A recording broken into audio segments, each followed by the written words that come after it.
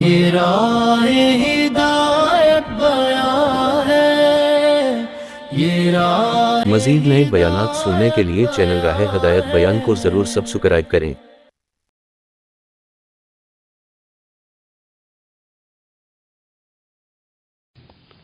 حضرت شیخ الحدیث مولانا زکریا صاحب رحمۃ اللہ علیہ نے آپ بیتی میں اس سلسلے میں ایک بہت مشہور واقعہ لکھا ہے کہ تقسیم ہند کے موقع پر چاروں طرف فسادات تھے، اور حضرت فرماتے ہیں کہ کئی مہینوں تک میں بھی نظام الدین میں محصور ہو گیا، نکل ہی نہیں سکتے تھے۔ اور نظام الدین جو ہے وہ اصل دہلی سے کچھ دور ہے، تو حضرت فرماتے ہیں کہ جانور کٹتے تھے اور تقریباً 500 آدمی نظام الدین میں محصور تھے، جانور کٹتے تھے، اور عید الاضحیٰ کا سا سما تھا، دوپہر بھی گوشت، شام بھی گوشت، اور راشن واشن لینے کے لیے جانے کی کسی کی ہمت نہیں ہوتی تھی۔ اسی کا راشن ملتا تھا دہلی میں، نظام الدین جو ہے باہر آؤٹ سکرٹس پر تھا، وہاں تک جائے کون، مارکیٹ تک کون جائے۔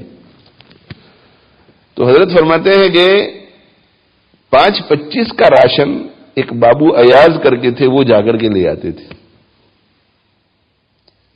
وہ ہمت کر کے جاتے تھے نظام الدین سے دہلی کی مارکیٹ تک، اور وہاں سے شاپنگ کر کے لے آتے تھے، لیکن وہ ٹانگے میں جاتے تھے، تو ٹانگے میں جو جائے گا وہ کتنا 5-25 آدمیوں کا راشن لے آئے گا۔ تو کہا کہ جو بچے تھے ان کا کام چل جاتا تھا۔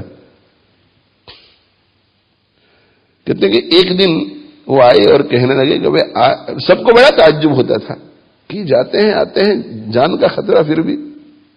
ایک دن آئے اور کہنے لگے کہ بس آج تو عجیب واقعہ پیش آیا، خود حضرت شیخ رحمۃ اللہ علیہ سے بتایا کیا ہو رہا ہے، واقعہ پیش آیا۔ تو انہوں نے کہا کہ جب راشن سامان لے کر کے میں تانگے میں بیٹھا تو وہ تانگے والا کرائے کے اوپر، ہمارے انڈیا پاکستان وغیرہ میں تو ایک ہی آدمی کو نہیں نا، جتنے بیٹھ سکتے ہیں بٹھا لیتے ہیں، آپ 5 روپیے دیں گے، آپ 5 روپیے آئے، تو کہا کہ 3 غیر مسلم بیٹھ گئے اور میں چوتھا، 4 آدمی تانگے میں بیٹھے ہوئے تھے، اور وہ تانگا چلتے چلتے جب دہلی سے باہر نکل گیا، ابھی تو یہ دہلی نظام الدین سب ایک ہو گیا ہے، مگر اس وقت دہلی سے جب باہر نکل گیا اور نظام الدین کی طرف تانگا چل پڑا تو اب وہ بستیاں نہیں تھی۔ تو کہا کہ ان تینوں نے کہا کہ تجھے کیسے ہمت ہو گئی کہ تو ہمارے ساتھ بیٹھ گیا، اگر ہم تجھے قتل کر دیں تو بابو ایاز کہتے کہ میں نے ان کو کہا کہ تم مجھے قتل کر ہی نہیں سکتے۔ کہ اچھا قتل نہیں کر سکتے؟ تو کہا کہ ہاں میرے پاس ایک چیز ہے۔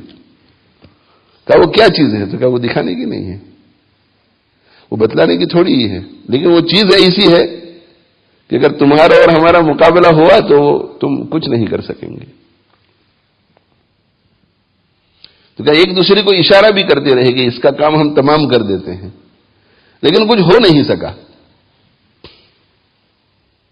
کچھ ہو نہیں سکا۔ کہا کہ جب نظام الدین آ گیا اور میرے اترنے کا وقت آیا تو میں تانگے سے اترا تو مجھے کہنے لگے کہ یار اب تو بتا دے کہ وہ چیز کیا ہے۔